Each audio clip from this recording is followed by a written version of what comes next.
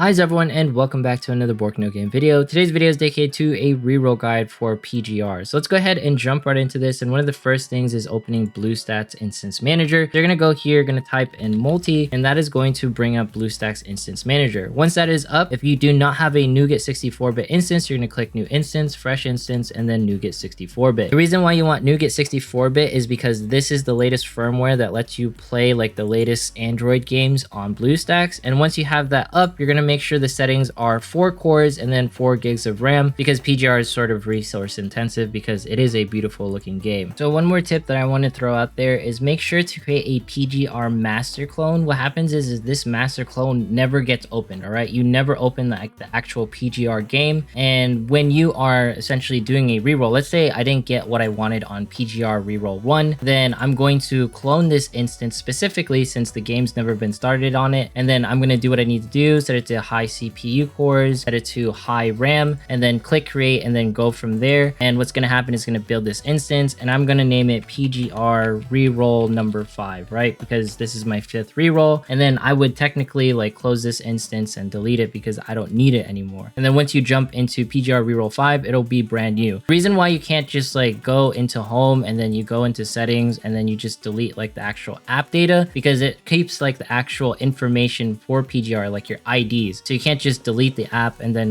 log into a new instance and be fresh, right? So that's why we have to go about this reroll method where we're jumping into instances and cloning everything. So just make sure to be aware of that. And that's how you're going to approach this reroll method. Now, when it comes to this, the first things that you need to do is get to 1-12 within the main story so you can actually unlock the summon feature. And then after that, you're going to go into main, and then you're going to go into R&D. You're going to go here into member recruitment for the beginner banner. And then you're going to do your 10 roll with 2,500 tickets, which I will show you how to get. Just some rules to note is that the drop details are roughly 0.5 for an S rank and 2% roughly for a S rank construct guaranteed or overall, right? So the things that I want us to take a note of is all of the S rank characters are viable. Most of the A ranks are absolutely phenomenal. So don't worry if you're wondering like which should I pull on. Like A Liv is like really good, and when it comes to this, A Bianca and then A Karen. So those are the ones that I'm going to personally advise in case you're wondering. But let's go ahead and jump into the Google spreadsheets to pour some more information. So when it comes to this, I don't advise rerolling, mostly because it's time consuming. You could use that time to further progress yourself on day 1. But I understand you want to reroll, that way you can maximize the S ranks that you get. That way you can get an S rank, 2 of them, in case you want to start the game in that way. And just note that if you are not going to be rerolling, that's absolutely fine. I would recommend start stockpiling on like the actual summon resources and just go from there. And we talked about like who are going to be like the best S ranks. So you already saw like the S rank starting out. This is going to be the same S ranks from the S rank selector. And when it comes to this, if you haven't watched S rank selector, I go in more detail, but I recommend S Kamui, which is this character right here, and then S Liv going to be second, and then everyone else, they're really great as well. You can't really go wrong with any of the S ranks, personally speaking. And if you want to go for waifu, then S Liv is definitely a character that will take a long time and can go on a lot of different teams, and she's sort of invincible with her heals in some ways. So this is the mission that I was talking about where you get 2,500 tickets on your level 10. That's going to allow you to do the multi that we just talked about earlier. So that way you can, do a summon, and that's going to be like the stopping point in some way. So you can see here like some rough notes: beat 112, reach commandment level 10. That's your first stopping point for the first reroll. And then for the second reroll point, you can essentially wait 2 to 3 days while you're doing your stories, dailies, and whatnot. You'll accumulate in more summons in order to guarantee yourself an S rank on the beginner banner. It's up to you whether you want to do that. And if you're done rerolling, pretty much just keep pushing progress as far as you can and level up your core units as much as possible. That's going to be the goal after reroll. All right, if you want to link your account, you're going to click your settings right here. You're going to go to account, and then you're going to bind it to whatever you need to bind it to in order to keep the account forever and ever and play PGR.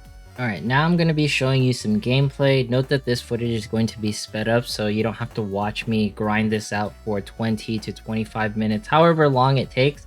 The biggest thing to note is that it's roughly going to take 20 minutes to actually do the reroll, starting from when the instance starts, right? So this footage is me like booting up the game, and I already have like the instance sort of all built out. Doesn't really download anything as far as I know, but this is going to be the way the reroll flows. Okay, so as you can see here, it's just taking you through the game. It's telling you how to cast certain skills, which is using the orbs and whatnot. If you cast 3 orbs and then 1 red orb, then you cast the dual blade feature, which is part of Lucia's sort of core skill. And as you can see, we're breezing through everything. All right, And just go ahead and click skip. That's going to be like the double arrow that you sort of see at the start of the screens, and make sure to skip all of the dialogue and cutscenes if possible in order to speed things up. And as you can see here, we are fighting Alpha. When you're fighting Alpha, just make sure to take all of the hits. Yes, you can try to beat her. Yes, you can get some extra text. It's kind of cool. It's an achievement in your own way if you get to do it. But at the end of the day, there's nothing else that you gain from beating her outside of the cool factor and pretty much the clout from it, right? So as you can see here, we are just going through the game. It's telling us what to do, how to cast certain skills and change your configurations. You pretty much just keep going through the game. And if you manage to like get your skills like all good and you start learning how to properly dodge, I'm pretty sure you can get it a little bit below 20 minutes. The thing that takes a little bit of time is jumping between the menus. This is probably going to be compared to Genshin Impact, but it's not like Genshin Impact because Genshin Impact is open world. This is closer to something like Honkai Impact where every single area is sort of instance, but I love the gameplay for PGR because the gameplay is definitely different with this orb system, and the dodge system is a little bit different when it comes to it because you can use certain skills while you're doing like the orbs like skills and whatnot. Lots of skills going on, and it's just going to be showing you how to put on consciousness, which is essentially like the gear pieces or gear sets, and then weapons are completely separate from your consciousness or like, you know, the gear sets, so to speak. So one of the things that you'll notice is I'm opening boxes, and as you are going through this, you can see there's a little bit of like white arrows that's on like the circle. Those white arrows are pointing to the quest markers. So you want to go towards those white arrows as you're progressing through the game. In case you're wondering like, why are those like on the ground? It's essentially telling you what you need to do in order to progress. And right here, we're just going through the different menus. It's showing you how to level up Liv. Liv is a phenomenal character. You'll probably use Liv for your entire game through because there's not very many like supports in the game. And B Liv like by herself is an excellent support. S Liv is even better, but we're not going to cover it now. As you can see here, like what's really cool is you can cast like the yellow orb and suck them all into the black hole. And then you'll cast like the red like cluster laser sort of thing in order to deal like maximum damage. I really like Liv. I feel like she's definitely more of an AoE sustained based character, unlike Lucia, who is like a little bit more bursty in some ways. If you can time like her blue skill with her red skill, her blue skill is like a self buff to do fire damage and whatnot. But these are the things that I sort of want us to look into as we're flowing through the game. That way you can get more experience on how characters work, because essentially you're comboing your orbs in a certain way so you can maximize damage. So you would buff yourself so that the next attack that you do deals even more damage. That's like sort of the way to think about it. And it's not good to sort of just spam like single orbs. Try to get triple orbs if possible, and feel free to use your ultimate when you have a buff on with your characters. So as you can see here, we're just pushing through story. Like that's the whole thing that you need to focus on as you're jumping into the game. And make sure to follow the quest markers, because sometimes you might be roaming around the map. You're like, what do I need to do? Essentially, you just need to talk to whoever is on the field, whether it's Lee or Liv, or you need to collect a box or defeat a certain amount of enemies. Just follow the arrows and you will be on your way, all right? And a lot of this game mostly comes with timing and not spamming your skills. I feel like that's the difference between this game and other action RPGs on the gacha market, because a lot of gacha like games that are action RPG oriented don't really reward skill that much. This game heavily rewards like being able to dodge appropriately, being able to combo certain skills at certain time frames. And that's what's going to make this a much more satisfying game, much more worth it to reroll on, because as you are rerolling in this game, you're actually getting better on how to use specific characters, you're getting better on how to use skills, because this game is obviously, to me, like it's more skill based than anything else. Like a lot of the games, I can just like sort of like spam the orbs as soon as they appear. I can spam the skill as soon as it comes off cooldown.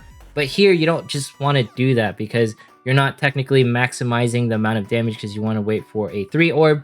Is this going to be 1-9? If it is, like this is 1-9 where you talk to Lee and it's sort of secretive. I tried to be like a super sneaky pants, you know, like Metal Gear. And yeah, I get caught like right here and I was just like, oh my god, and you have to kill everyone. So this adds like an extra minute. If you can sort of avoid that section where you don't get caught, I recommend going to the right and not to the left like I did.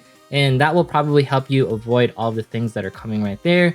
So we managed to beat that. Super awesome. And you don't really want to pay attention to like anything else.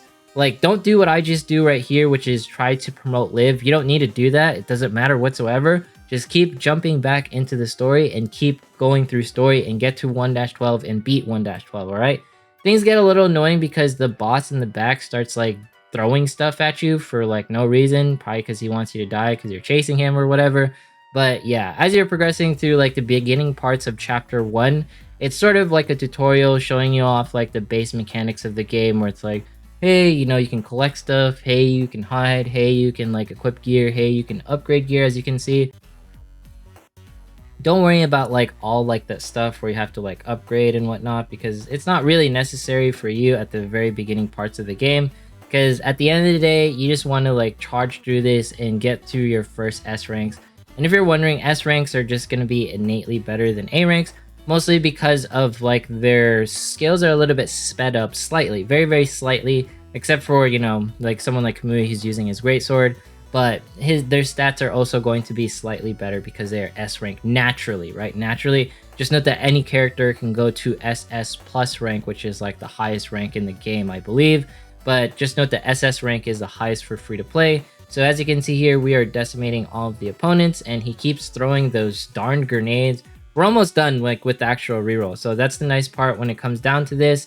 And as you can see, like, you sort of just get better as you're playing the game little bit by bit. And one of the things that I really didn't like was just like how annoying this boss was.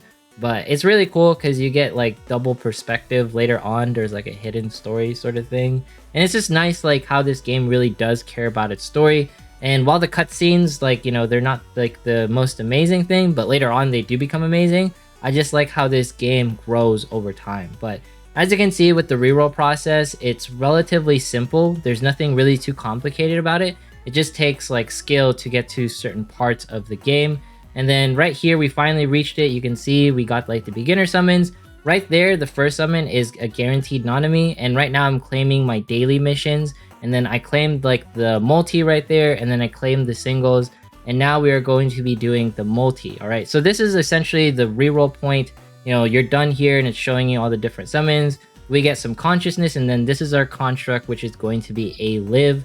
So really beautiful right there, and that's going to be re-rolling on PGR, all right? It was me just going through the game, getting to 1-12 to actually do the re-rolls. It took roughly 23 minutes. I think Vulcan's was a little bit faster. And one thing to note, you can try to beat Vulcan and I's times for doing re-rolls in case you're like, oh, what's something that I need to do in order to get some satisfaction from re-rolling? You get like the fastest re-roll time, because I know some people is going to post that and be like, this is like the fastest method. But when it comes down to everything, every S rank is really great. And the reason why you would do this is so you can maximize the amount of S ranks that you get at the start of the game, where you get 1 S rank from a reroll, 1 S rank from the actual selector, and then you can get another S rank, I believe, from the actual beginner banner once you do the 40 roll. But if you get 1 S rank from like the actual beginner banner before you do like the 40 rolls, then I recommend just sort of saving this banner for a period when you're just like, I feel like finally doing 40 researches, because I highly advise everyone to save your black cards, save your summon currency for the actual alpha banner that should be appearing in the next 3 weeks. So try not to use any of your summon currency whatsoever after you've gotten your desired S rank. I don't really recommend doing like the 2 to 3 day reroll method, because then essentially you're using like these tickets or your black cards in order to finish out the beginner banner, which in my opinion isn't worth it. You should just save those summons for when the alpha banner actually appears. That way you have a guaranteed method to pity alpha whenever she decides to come to the game, all right? But yeah, if you made it this far in today's video, consider subscribing, dropping a like, leaving a comment, follow me on Twitch, follow me on Twitter. Once we hit 25,000 subs, we're doing a giveaway. Good luck on your rerolls. No matter what you are doing, remember waifu or husbando over meta. Enjoy yourself in PGR, and I cannot wait for this game to release. Have yourself a fantastic day, and I will see you in the next one.